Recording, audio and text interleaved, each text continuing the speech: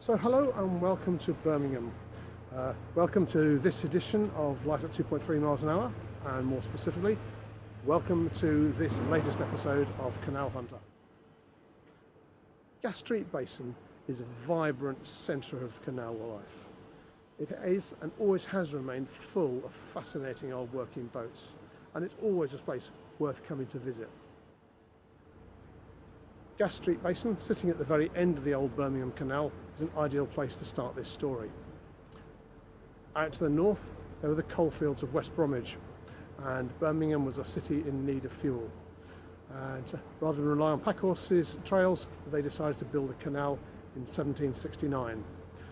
And where I'm standing now, in Gas Street Basin, is the terminus, or one of the two terminus, of the old canal. The other one is in Newhall Street over that way, and we'll go and have a look at that in a bit. So here we are in Gas Street Basin, looking through to under Broad Street, through past all the old working boats to the back end of Gas Street Basin and the entrance to Old Wharf. Birmingham isn't the ideal place to build either the centre of the Industrial Revolution or the heavy metalworking industry. It sits up here, high on the plain. It's about 550 feet up. That's about 150 metres above sea level. It has no natural water sources, but what it did have was in Birmingham you had a nucleus of skilled artisans who were good at using metalwork. And then further out to the north there was a huge supply of coal, which we looked at in our introduction. 30 feet of the thick of the stuff. What they needed was a canal to get from one place to the other. So in 1769 they got James Brindley in, and he built a canal, and it went through from here in Birmingham out to West Bromwich, and in a stroke it cut the cost of coal in half. For all of its glory of what you see today, the canals of central Birmingham are only a shadow of what they once used to be. This very tip of the Birmingham Plateau was absolutely covered with wharves. And what I'd like to do in this episode is to go and walk the line and show you some of the bits that used to exist. Now, I can't promise to show you lots of tangible remains. There's just the lightest fingerprint left on the landscape. But nonetheless, as this is the end and the destination of the old Birmingham Canal, this is the place to start. Standing behind me, you can actually see a bridge. And the bridge led off the back end of Gas Street Basin into what is known as Old Wharf. In Old Wharf, you went through that bridge, and the canal then separated out into two long arms. And the long arms reached right the way back to those white buildings you can see behind me. It used to run under the site of the old Central television studios. These days it runs out to where the foundations of the HSBC building are. And if you go out as far as Apha Tower, that sits on the foundations of the old Birmingham Canal Navigation's head office. The rebuilt end to Gas Street Basin and the entrance to Old Wharf. It now enters the area known as Arena Central. So I'm standing my back to Gas Street Basin, looking out directly into the entrance for Old Wharf. It's kind of nice that the basement entrance into the new HSBC building dips down and would pretty much follow the bed of the canal, and you'll have one arm sliding off to the left under its foundations, another one going off on the right and heading towards the hotel just at the back, and the old head office for the Birmingham Canal Navigations would be at the foot of Apha Tower, which you can just see peeping out round the back of the new HSBC building. The question is sometimes posed, when exactly is a lost canal, and when is it merely a lost wharf? Well, this little archway here in Gas Street Basin is a classic case in point. It's at the end of Barlock Footbridge, and this little tiny hole took the canal through and out into a dead straight line up for about 400 metres beyond to serve the coal works and the inner foundries that went beyond it. No doubt this arm was built at the same time as the Birmingham Canal in about 1769, We wouldn't know exactly when it was closed off. However, just above the entrance, you'll see a little red door. And the little red door was access for the fire brigade hoses in the Second World War. So that would suggest that this arm was still in water at least until 1945. If we walk around the side, you'll see there's another fire hose to come into the basin itself, and because it's two walls, there's another fire hose entrance beyond. So this area was still being used and in water at the end of the Second World War. So here we stand on the Worcester Birmingham side of Gas Street Basin, and if we look at Bistro Pierre, an old building set on the side, we see an archway, and the archway contains the entrance to yet another lost arm. So here we are around the back of the bistro, and we have all the telltale traces of a lost canal. As you can see, the towpath rises up, or should I say the footpath rises up in the hump. Make sure I don't get knocked over. But the road has been levelled out and flattened. So we tip over the back side of the bridge, and emerging from underneath, it is, to all intents and purposes, a canal. As we can see, it's pretty shallow. It's just an ornamental pond full of fish and plants, but it is undoubtedly and inescapably an old canal wharf, right down to the stone edging, and the wharf would have continued up this little alleyway pretty much to where that white building is at the end. Now, I must admit, I have been down here once before, and at that time this building opposite was an office building, and I got slung out on my ear in one of my lesser dignified exits. But there you go. So, a little tangible reminder of an old canal arm which still exists, but being used in a very different way.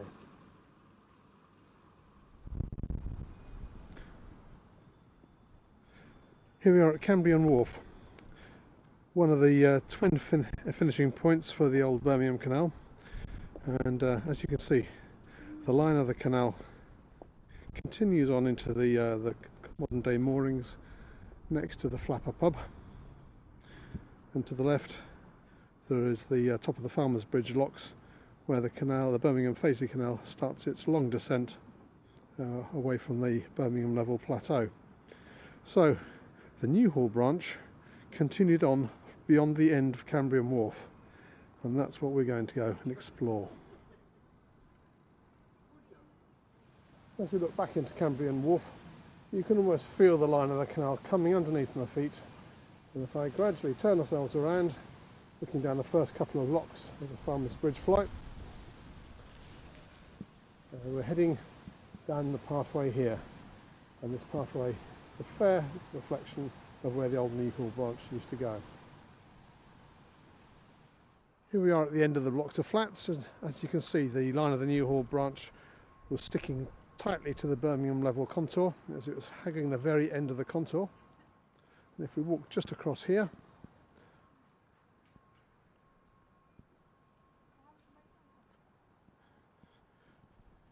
you can see the top few locks of the Farmers Bridge flight, and you can see how already the level of the canal is dropping away off the edge of the plateau really fast. So another quick look back. There's the line of the Newhall Branch coming along and following me on the level around the back of the flats, and it curled in at this kind of point, probably where that wall is, and went straight beneath this block of houses right beside Baskerville House Car Park. And the line of the canal emerged from just beyond those billboards and those trees, followed the main road round at the level I'm tracing in the middle of the screen, and following exactly the modern day road around the corner, and then disappeared straight underneath that enormous office block now occupied by University College Birmingham.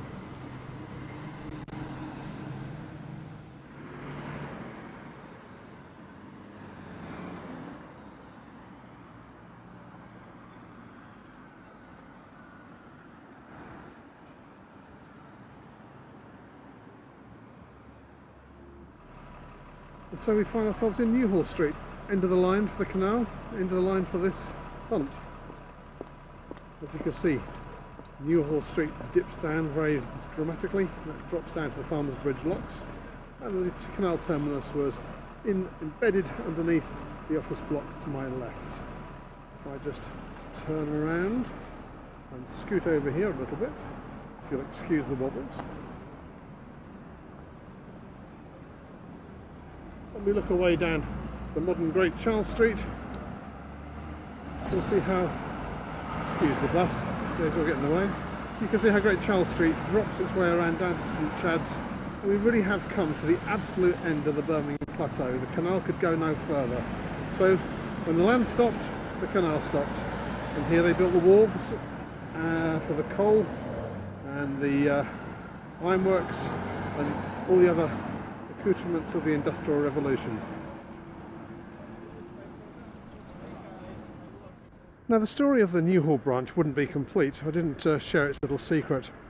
As the Newhall branch came around the back of that block of flats and out through those trees and came along the road in front of us, the Gibson branch left, and the Gibson branch went pretty much underneath the multi-storey car park, which is Baskerville House Car Park, and then underneath that big white building, which is Baskerville House. Now, the arms from the wharf that it reached under there reached out underneath the new Birmingham Library, which is that big golden coloured building just beyond. But what we'll do is we'll pop round into Centenary Square and have a bit more of a look about where the Gibson arm used to be. Here we are around the back of Baskerville House and Baskerville Car Park, and the line of the canal came underneath the road here, and even back in the canal days this section was all built over, so it was pretty much a tunnel underneath. So we'll go around the other side of Baskerville House and see what we can find. Centenary Square was acquired by the local authority back in the early 1900s, and the idea was that they were going to create a large civic expansion. Baskerville House was one half, the House of Remembrance was the other, and the other shadow of Baskerville House was supposed to be here. But then the war happened.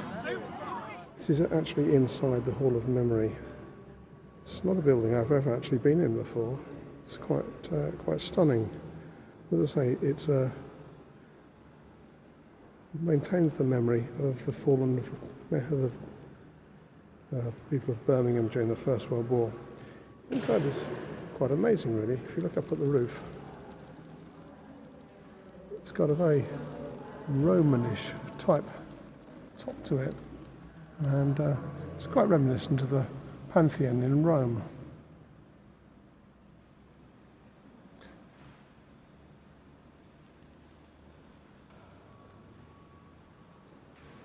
All in all, a bit of a gem here in the middle of Birmingham.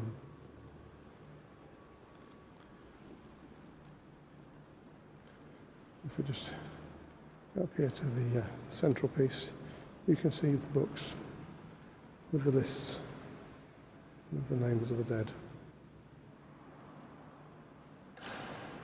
So here's a better view of the War Memorial. Baskerville House in the background. Gibson Branch came underneath, up through one lock, and it had twin arms. The second leg came out as far as the War Memorial, and then went out up through Centenary Square, heading straight for what is now Symphony Hall. There was a further branch that came out right behind me and finished just about here. And as you can see, on the Newhall branch, the land is sloping away fast, and there was nowhere else to go in terms of canal building. So another end of the road. This is the start of the first wharf, and the wharf arm went out underneath the library and through to the Rep Theatre beyond. In fact, when they dug the library footings a few years ago, they actually unearthed part of the old canal line, as you can see from the photos I've inserted into the video. So that's the end of the exploration of the Newhall line and the Gibson line. Next time we'll take a trip up the old line of the canal heading north from Birmingham, have a look at the Lost Loops. So hope you enjoyed this episode, and I'll see you next time.